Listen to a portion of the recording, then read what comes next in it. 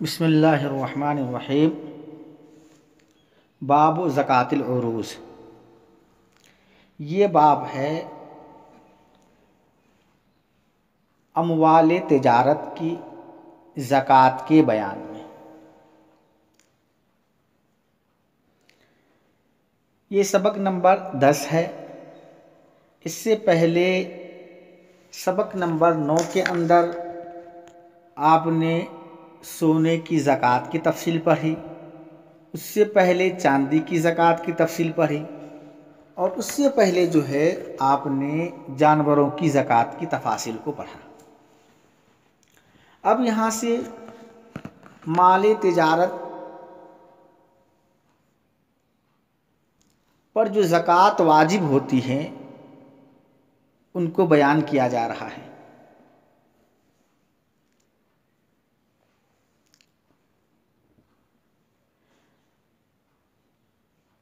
فقہ کے اندر اموال تجارت کو عروض کہا جاتا ہے۔ اس کا مطلب یہ ہوتا ہے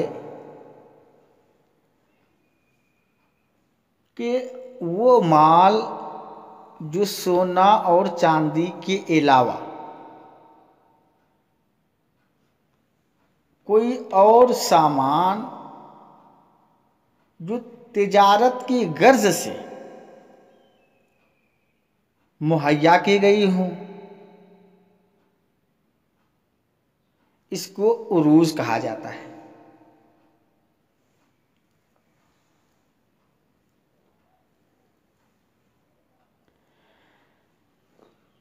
اب یہ بات یاد رکھیے، اگر کسی کے پاس سونا چاندی نہ ہو،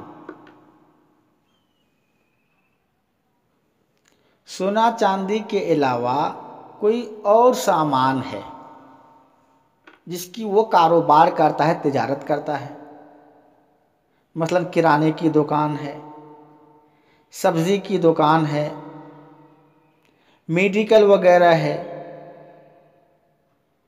یا کوئی اور کاروبار کرتا ہے، خرید و فروخت کرتا ہے، تو وہ جو اموال ہیں جن کی یہ خرید و فروخت کرتا ہے، اگر اس کی قیمت سونے یا چاندی کے نصاب کے بقدر ہو جائے تو اس پر زکوٰۃ واجب ہے، اور ان کے پاس جو مال ہے اس مال کا 40واں حصہ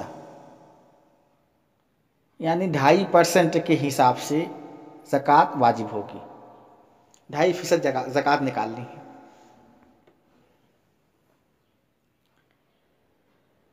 اب یہ ہے کہ وہ جو اموال تجارت ہیں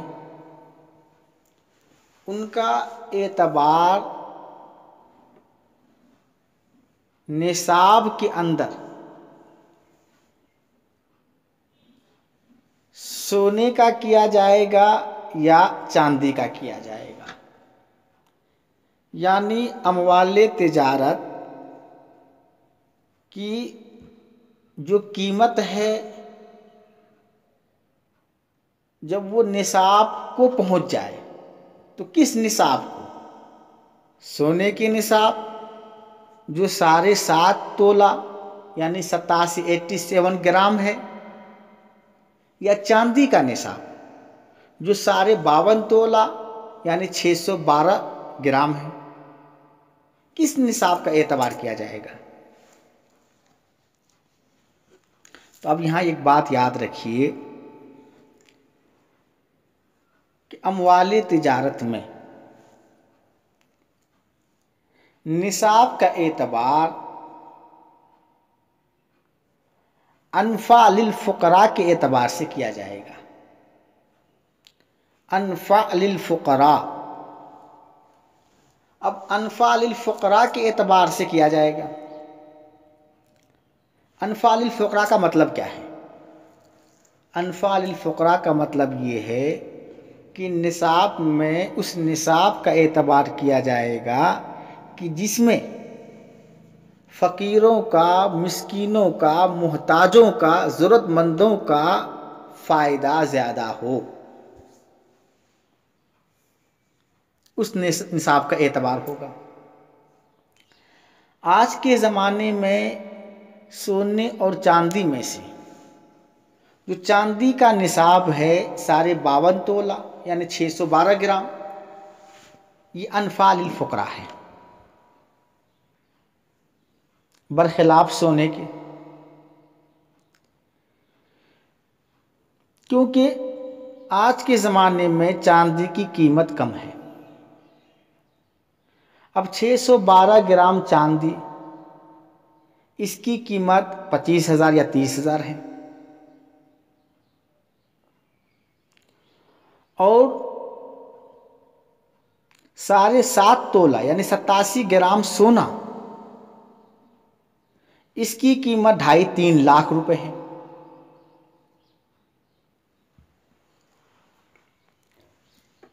تو اگر ایک تاجر کے پاس، ایک کاروبار کرنے والے کے پاس اگر 50,000 روپے ہے اور اس پر حولان حول ہو گیا، یا 50,000 کا سامان ہے جس کی یہ تجارت کرتا ہے، حولان حول ہوا، سال گزر گیا، تو اب ان کے پاس کل 50,000 ہیں۔ اگر چاندی کے نصاب کا اعتبار کیا جائے تو ایسے آدمی پر زکوٰۃ واجب ہو جائے گی، اور 50,000 کا 2.5% ان کو نکالنے ہوں گے،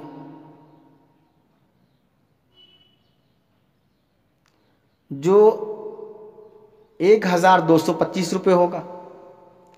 تو 1,225 روپے ان کو زکوٰۃ نکالنے پڑیں گے۔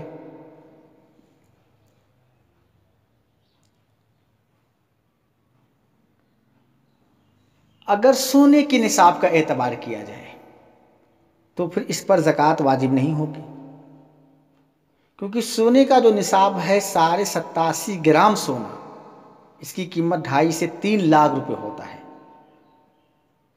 یہ تو اتنے ہے نہیں، تو سونے کے نصاب کے بقدر نہیں ہے، تو اب زکوٰۃ واجب نہیں ہوگی۔ اگر زکوٰۃ واجب نہیں کریں گے تو فقراء کو نقصان ہوگا، غریب محتاج کو۔ ہر آدمی ان کو آسانی کے ساتھ سمجھ سکتا ہے کہ اگر چاندی کے نصاب کا اعتبار کرتے تو اس آدمی پر زکوٰۃ واجب ہو جاتی، اور یہ آدمی جب 1,225 روپے نکالتا، تو اس 250 روپے نکالتا، تو اس سے غریبوں کا بھلا ہو جاتا۔ تو اس طریقے سے یہ انفال الفقراء ہے۔ اس لیے فقہائے احناف نے کہا کہ جو نصاب انفال الفقراء ہو، اموال تجارت میں قیمت کا اعتبار اسی نصاب کے ساتھ لگائی جائے گی۔ اگر زمانہ بدلے اور کوئی زمانہ ایسا آ جائے کہ چاندی کی قیمت بڑھ جائے، سونے کی قیمت کم ہو جائے، تو وہاں پر بھی یہی اصول چلے گا، انفال الفقراء۔ اب چونکہ چاندی کی قیمت اب اس زمانے میں اگر بڑھ گئی ہے، سونے کی قیمت گھٹ گئی ہے، تو انفال الفقراء سونے کا نصاب ہے، اس لیے سونے کے نصاب سے نکالی جائے گی۔ تو یہ اصول آپ اچھی طریقے سے یاد رکھ لیجئے کہ انفال الفقراء جس نصاب کے اندر ہوگا، اسی نصاب کا اعتبار کیا جائے گا اموال تجارت میں وجوب زکوٰۃ کے لیے۔ ایک بات تو آپ نے یہ سمجھ لیا۔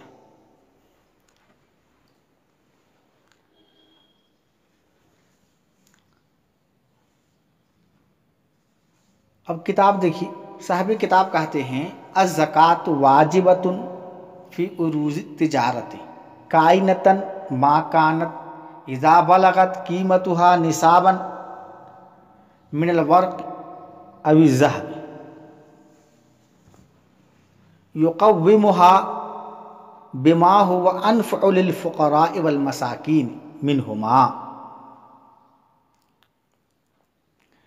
کہ زکوٰۃ واجب ہے اموال تجارت میں، کانت ما کانت، وہ مال تجارت کچھ بھی ہو، کوئی بھی چیز ہو، کپڑے ہوں، کھانے پینے کی کوئی چیز ہو، یعنی مکان ہو، دکان ہو، یا کوئی بھی چیز ہے، کہتے ما کانت، جو بھی کچھ ہو، اذا بلغت قیمتها نصابا من الورق، جب اس کی قیمت چاندی یا سونے کے نصاب کو پہنچ جائے، یقومها بما هو انفع للفقراء، اس کی قیمت لگائی جائے اس سے جو فقراء، فقیروں اور مسکینوں کے لیے زیادہ فائدہ مند ہو۔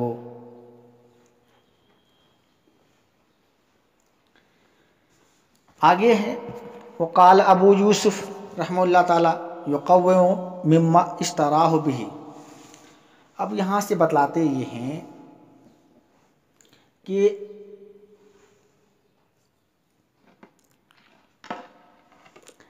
ایک آدمی جن کے پاس اموال تجارت ہیں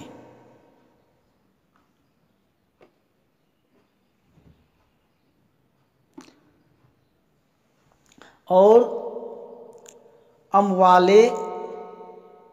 تجارت میں قیمت کا جو اعتبار کیا جائے گا، ابھی آپ کو بتلایا گیا کہ انفع للفقراء جو ہوگا وہ اس کا اعتبار ہوگا۔ یہ مذہب تو امام ابو حنیفہ رحمۃ اللہ علیہ کا ہے۔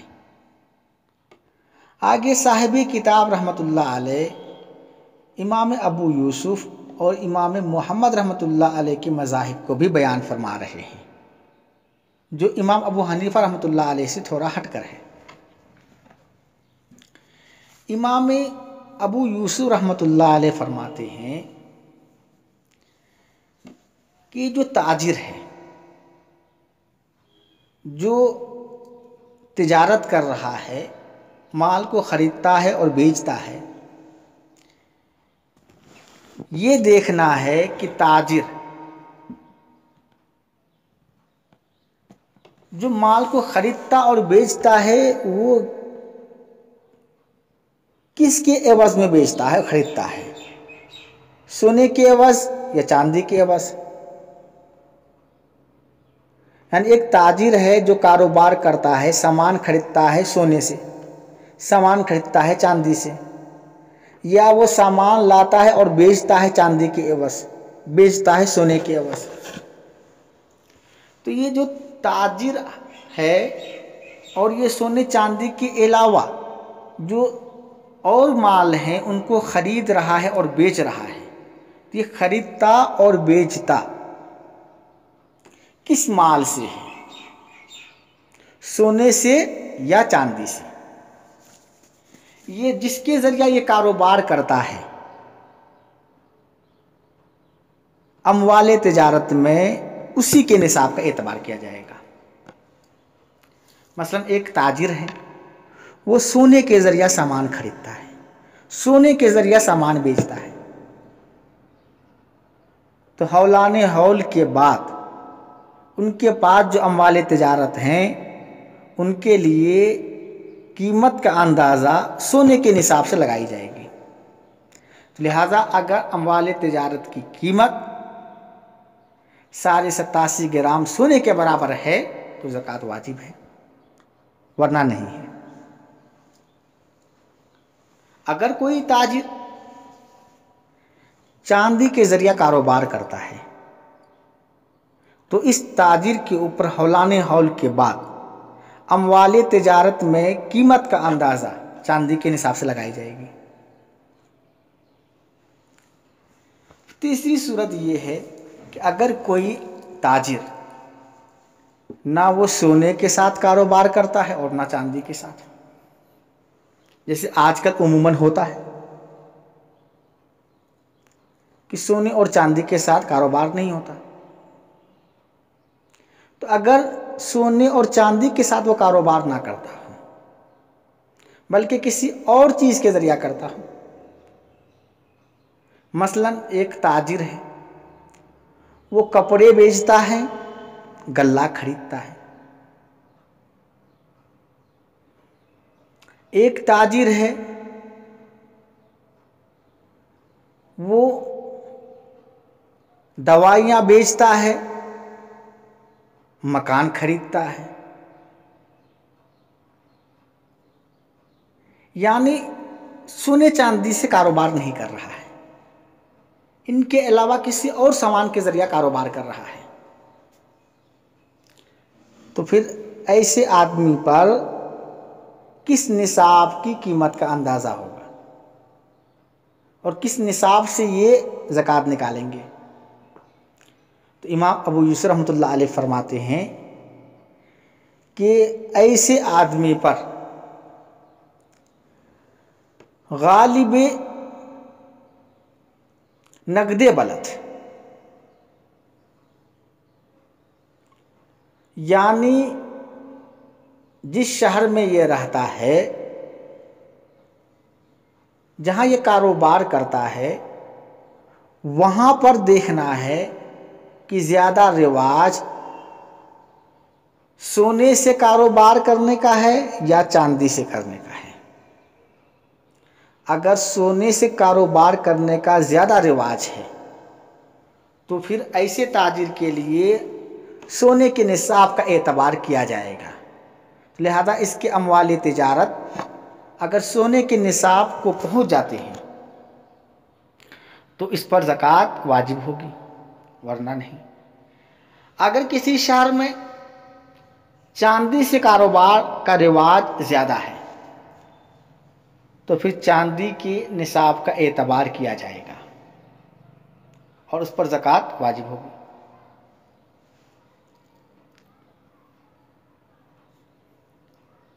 یہ تو امام ابو یوسف رحمۃ اللہ علیہ نے فرمایا. تو خلاصہ کیا ہے؟ امام ابو یوسف کہتے ہیں کہ اگر کاروبار سونے سے کرتا ہے تو نصاب میں اعتبار سونے کا ہوگا، سونے کی قیمت کا. اگر چاندی سے کاروبار کرتا ہے تو نصاب میں چاندی کی قیمت کا اعتبار ہوگا. اگر سونے چاندی میں سے کسی سے نہیں کرتا ہے تو شہر میں جس کا رواج زیادہ ہے اس کی قیمت کا اعتبار ہوگا نصاب میں. امام محمد رحمۃ اللہ علیہ فرماتے ہیں کہ ہر صورت میں غالب نقد بلد کا اعتبار ہوگا، غالب نقد بلد کا. یعنی چاہے وہ سونے سے کاروبار کرتا ہو، چاندی سے کاروبار کرتا ہو یا سونے چاندی کے علاوہ سے کاروبار کرتا ہو، وجوب زکوٰۃ کے لیے نصاب کا اعتبار غالب نقد بلد سے ہوگا. اور غالب نقد بلد کہ اس شہر میں تجارت کرنے کا رواج جس سکے کے ساتھ ہے، سونے کے ساتھ زیادہ ہے تو سونے کے نصاب کا اعتبار ہوگا. چاندی کے ذریعہ سے کاروبار کرنے کا رواج زیادہ ہے تو پھر چاندی کے نصاب کا اعتبار کیا جائے گا. یہ امام محمد رحمۃ اللہ علیہ فرماتے ہیں. تو خلاصہ یہ نکلا کہ امام ابو حنیفہ رحمۃ اللہ علیہ کے نزدیک ہر صورت میں انفال الفقراء کا اعتبار ہوگا. امام ابو یوسف کی تفصیل میں نے بتلا دیا کہ جس کے ساتھ تجارت کرے گا اسی کے نصاب کا اعتبار ہوگا، اور اگر تجارت نہ کرتا ہو ان کے ساتھ تو پھر جو ہے غالب نقد بلد کا اعتبار ہوگا. امام محمد کے بارے میں بتلایا کہ ہر حالت میں غالب نقد بلد کا اعتبار کرتے ہیں. لیکن احناف کے ہاں فتویٰ امام ابو حنیفہ رحمۃ اللہ علیہ کے قول پر ہے، اور آج پوری دنیا میں عملاً فتویٰ امام ابو حنیفہ کے قول پر ہی ہے. کیونکہ آج ہمارا جو کاروبار ہوتا ہے نہ سونے سے ہوتا ہے نہ چاندی سے ہوتا ہے، اور نہ ہمارے شہر میں سونے اور چاندی کی سے کاروبار کرنے کا رواج ہے۔ تو لہذا جب نہ سونے سے کرنے کا رواج ہے، نہ چاندی سے کاروبار کرنے کا رواج ہے، تو پھر یہ آدمی کیسے نکالے گا؟ صاحبین کے قول پہ عمل کرنا بڑا مشکل ہے۔ اس لیے انفال الفقراء کے اعتبار سے امام ابو حنیفہ کے قول پہ عمل کیا جائے گا کہ چاندی کا جو نصاب ہے 52 تولہ، جب اس کی قیمت کے برابر اموال تجارت پہنچ جائے اور حولان حول ہو جائے تو اس پر زکوٰۃ واجب ہے۔ اچھا، اس کو دیکھیے، اسی بات کو انہوں نے کہا وقال ابو یوسف، امام ابو یوسف رحمۃ اللہ علیہ نے فرمایا یقوم مما اشتراہ بہ، اس کی قیمت لگائے اس چیز سے جس سے اس نے خریدا ہے اس کو، یعنی اموال تجارت کو۔ فإن اشتراہ بغیر الثمن، اگر وہ سونے چاندی کے علاوہ سے خریدا ہے تو یقوم بالنقد الغالب فی المصر، تو اندازہ لگائے غالب نقد بلد کا، یعنی شہر میں جو سکہ زیادہ رائج ہے اس کا۔ وقال ابو یوسف، امام ابو یوسف نے فرمایا کہ بغالب النقد فی المصر، غالب نقد بلد کا اعتبار ہوگا علی کل حال، ہر حال میں۔ وَإِذَا كَانَ النِّصَابُ كَامِلًا فِي طرف الحول فنقصانه فيما بين ذلك لا يسقط الزکوٰۃ۔ اب یہاں سے بتاتے یہ ہیں کہ زکوٰۃ کی وجوب کے لیے، زکوٰۃ کی وجوب کے لیے ایک شرط یہ ہے کہ شروع سال اور آخر سال میں نصاب مکمل ہونا چاہیے۔ شروع میں اور آخر میں نصاب مکمل ہونا چاہیے۔ درمیان میں نصاب میں کمی زیادتی ہو تو اس سے کوئی فرق نہیں پڑے گا، اس سے زکوٰۃ ساقط نہیں ہوگی۔ مثلا ایک آدمی 2019 کے پہلے رمضان کو صاحب نصاب ہوا، یعنی 1440 ہجری کا جو پہلا رمضان تھا، اس رمضان کو وہ آدمی صاحب نصاب ہو گیا، 30,000 کا مالک ہوا۔ اب جس دن یہ صاحب نصاب ہوگا، اب اسی دن سے اگلے سال اسی دن تک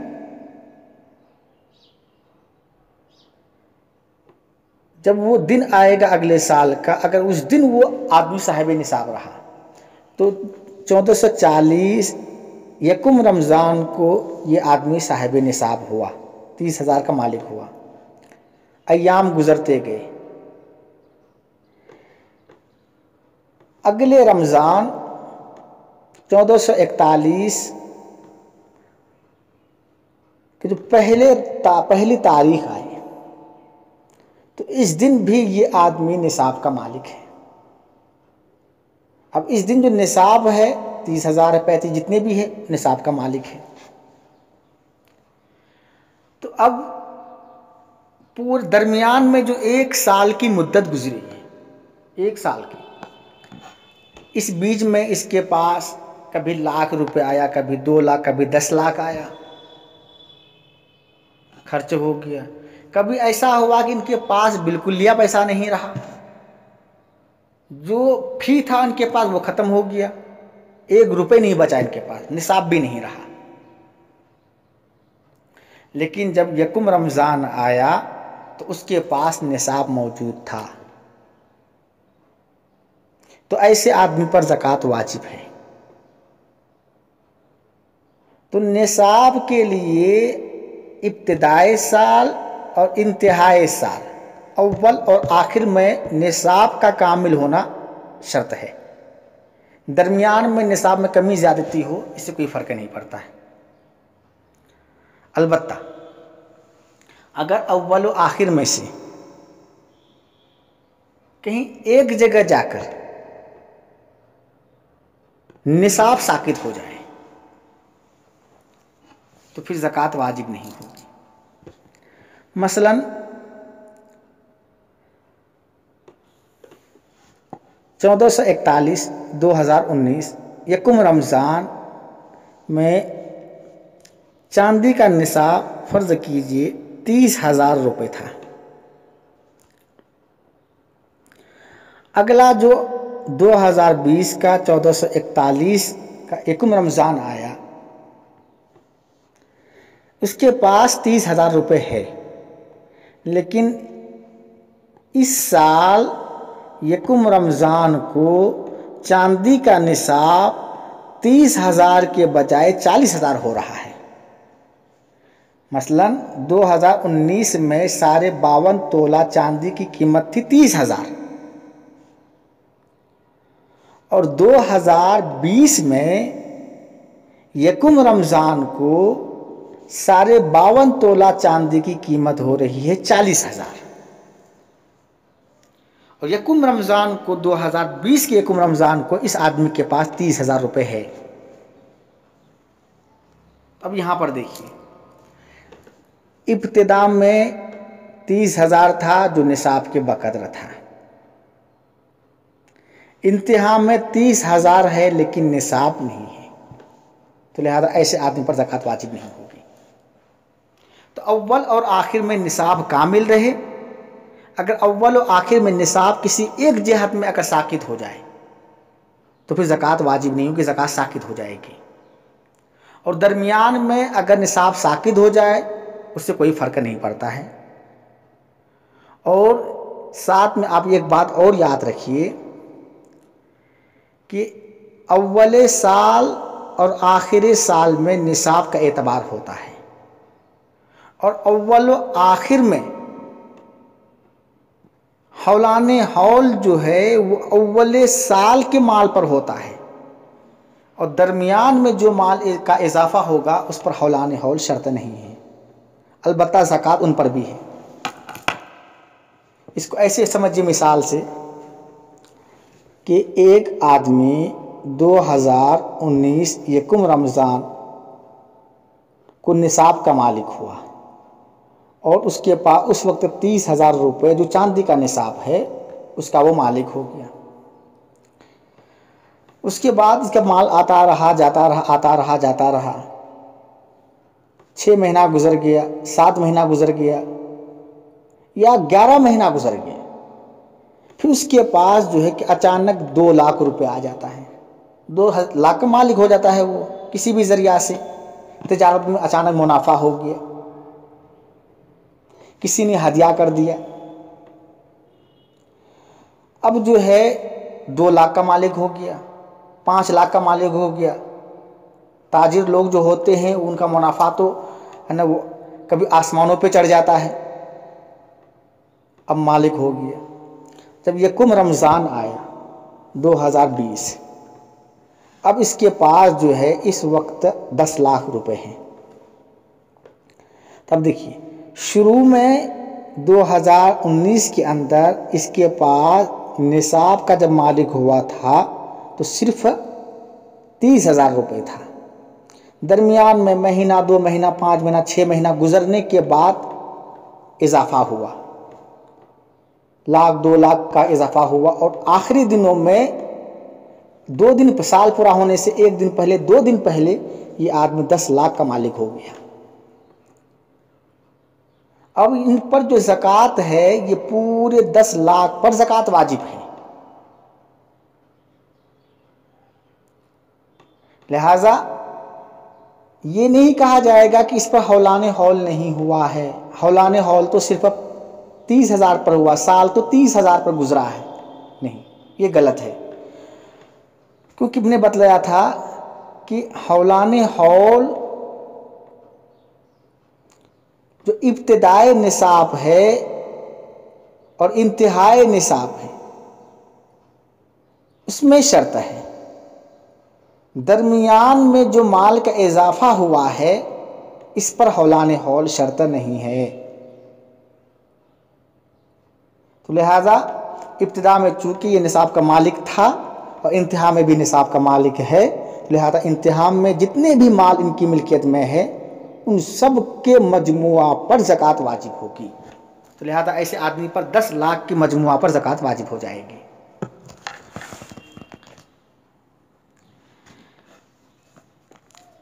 اچھا دیکھیے، وَإِذَا كَانَ النِّصَابُ كَامِلًا فِي طَرْفَيِ الْحَوْلِ، جب نصاب کامل ہو سال کے دونوں طرف کو، فَنُقْصَانُهُ فِي مَا بَيْنَ ذَلِكَ لَا يَسْقُطُ الزَّكَاةَ، تو اس کا نقصان سے کم ہو جانا درمیان میں زکوٰۃ کو ساقط نہیں کرتا ہے. یعنی اگر نصاب درمیان سال میں کم ہو جائے اسے زکوٰۃ ساقط نہیں ہوگی. آج کا سبق اتنا ہی یہیں پہ پورا ہوتا ہے. انشاءاللہ جو ہے کل تھوڑی اہم سی بات ہے اس سبق سے متعلق ہے نا، وہ آپ کے سامنے جو ہے کہ انشاءاللہ جو کہ پیش کیا جائے گا، اور پھر جو ہے کہ پورے سبق کا ساتھ میں ترجمہ بھی پیش کیا جائے گا. وما توفیقی الا باللہ العظیم.